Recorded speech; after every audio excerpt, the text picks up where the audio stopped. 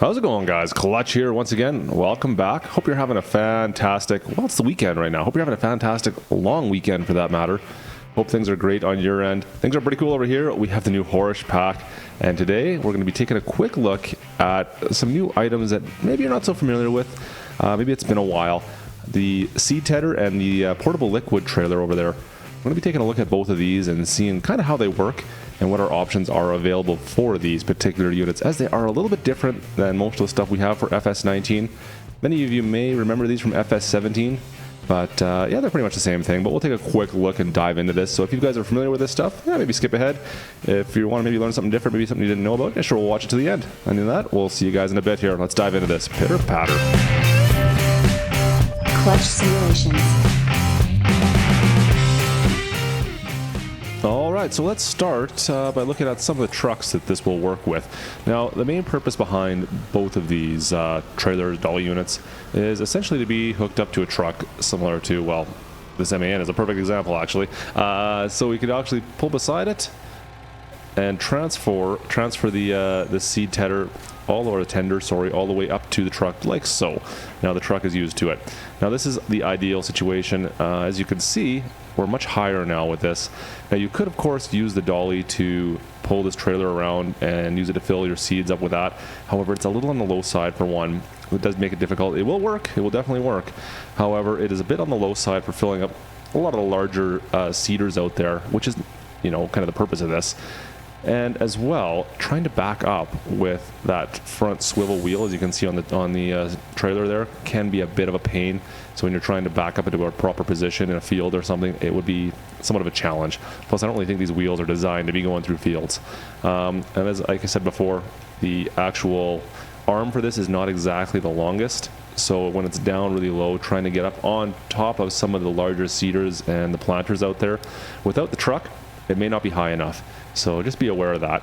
On this particular truck, it works perfectly fine. Kind of what it was designed for. Go figure. So from here, we can actually go and put this back on to our dolly if we like. There we go. And it just kind of throws it around. You got to be careful with that. You might get thrown for a ride there. And the liquid tender is very similar. Same principle. We pull up a side. Boom. It brings your trailer with you sometimes, and now you can use the this truck as that purpose. Very similar to our hook lift in that scheme. So you kind of have some options for it. Now you can transfer it back on. Very cool. Now David Pettigrew actually was mentioning that what he likes to do a lot of the times is buy the unit. He will then transfer the tank to his truck and go sell the trailer, the dolly, because he's not going to use it anymore. That's a great idea. That's a good way to make some money there. All right, so now that we have this on our truck, if we were to sell that dolly, it's a bit of an issue because we cannot get rid of this dolly. It will not, if I detach it like it is now, it's still on the truck. Yeah, I can probably swing this off. You may not want to do that though, of course, because that's going to damage things potentially in real life. However, you can see there's some slats here on both the liquid and the seed tedder. There's some slats underneath there. That's for obviously your forklift or your front loader. Now, oops, I don't want the forklift. I definitely don't want the forklift. It can be a bit of a pain to try to load these up. I always leave it attached to the truck first so that I have something to kind of push against when I'm trying to connect to these things. Boom. Oops, I right into the fuel tank. Don't mind the punctured fuel tank there, kids. It's all right. All right, so see if you can line these up. And you're definitely going to want to get the forks inside those little slats for this to work properly. Otherwise, it does have a tendency to just kind of come out. There we go. Perfect. So once you are locked and loaded there, get into your truck. We can detach it, go back to our tractor, and now we can lift this up. Now, be very careful, of course. The reason I picked the liquid tedder is it's empty. The seed tender over there is full. That's the reason I didn't pick it up. This tractor would definitely not be able to handle it. If you had a front end loader or something along those lines, or a proper wheel loader, I should say, that might be a better option. Now, one thing to note, once I have it like this, I can, of course, bring this down. See if I can get this so it doesn't fall off. There we go. And put this back on our trailer if I wanted to. Like so. And of course, PC players, if you have the Lift Anything mod on, you can of course just pick this up if you want and place it down. But if I place it down on top of our trailer like so, now there's no way of course for me to attach it without having anything connected. So you do need to find a way to get your forks to release, and that can always be so much fun. Come on. There we go. Now, it's technically not connected to the trailer yet. I bring the tractor around to the front. I will connect to it. And now it gives me an option to also connect to the water shuttle, or the liquid shuttle, I should say, which it does. Now that I'm connected to this, that's great and good and all. The problem I'm going to have is if I go into a field, I can, of course, detect or disconnect from the water shuttle, but I'm still connected to the trailer. Now I have 0 ways of disconnecting from this trailer. The only thing it's going to allow me to do is reconnect to that water tender, or the liquid tender, I should say. I can obviously do some hard donuts here and maybe get it to fly off while it's disconnected, but without using another piece of apparatus, I cannot disconnect from this trailer while it's connected. Kind of an interesting little thing that I've ran into with this. Very strange. So, like I said, I'm not even connected to that tank itself is not connected to the dolly right now, but I can't get rid of it, and I can't select anything else. It's very strange. You're stuck.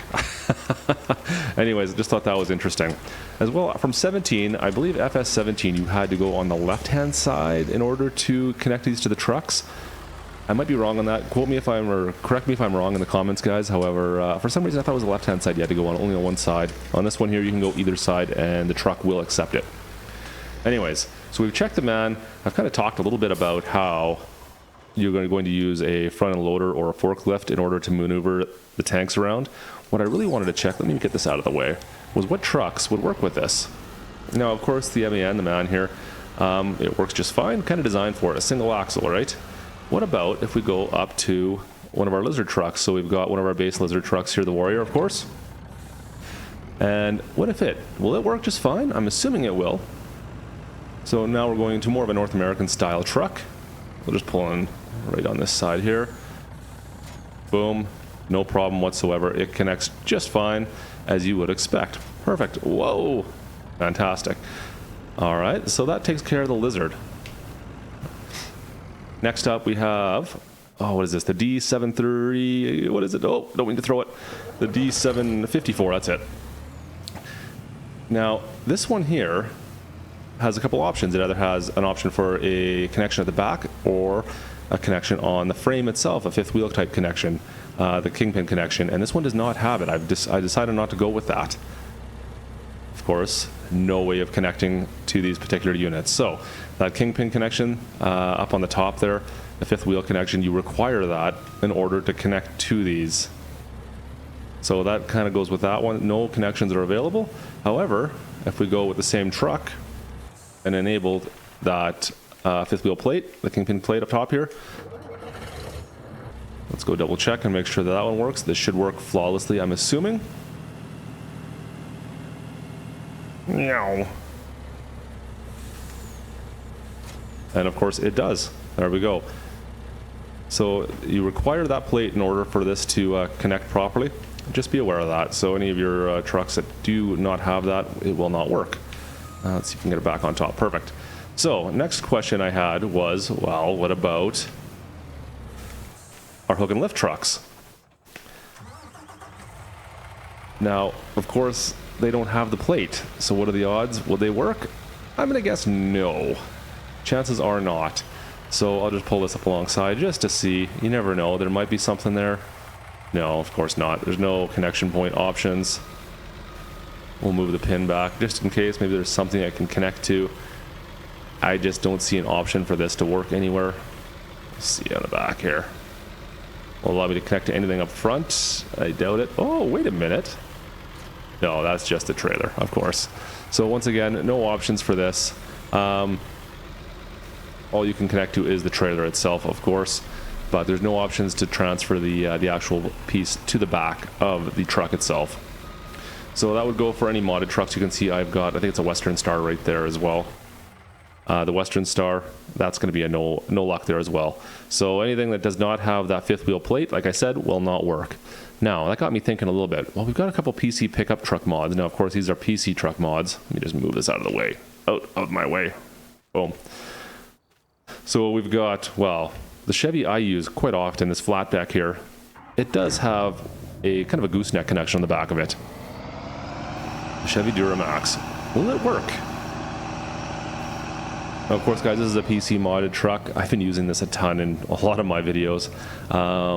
Let's see if we can load this one up here. Boom, look at that.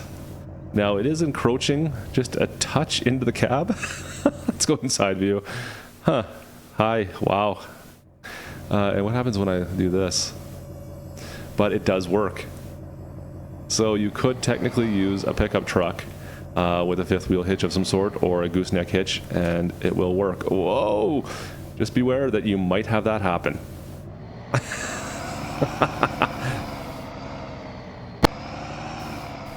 All right, and last of all, of course, we have the Chev 4500, the 2020 in this one? I can't remember which model, what year this one is. So it does have a fifth wheel hitch on the back, as you can see there. I'm assuming this is going to work as well. I assume this is going to work just because it does have that hitch, but maybe it doesn't. So let's go find out here. We'll take the liquid tank and see if we can connect to it. Oh, didn't get a connection option. There we go. There we go. Look at that. Oh, we have a use for that as well. That is fantastic. Of course, it's kind of intruding into the cab. So you can take that for what it's worth, but it definitely does work. So there you go, guys. That kind of tells you what you can connect to these particular units. Pretty much anything with a fifth wheel or a gooseneck type hitch, you're good to go. Let's lower that down again. There we go. But other than that, you'll have to find something else to tow it with. But some cool options here. Like I said, you can use it on the dollies if you want. I would highly recommend using it on a truck if you have a chance. But if you want to see a little bit of some mud bucks for the start, it will still work on each of these various dollies. But yeah. Anyways, guys, that's going to do it for this quick tutorial. Hope you guys enjoyed the video. If you did, drop a like. If you're not a subscriber, guys, don't forget to subscribe. And we'll see you next time. This is Klutch. Over and out.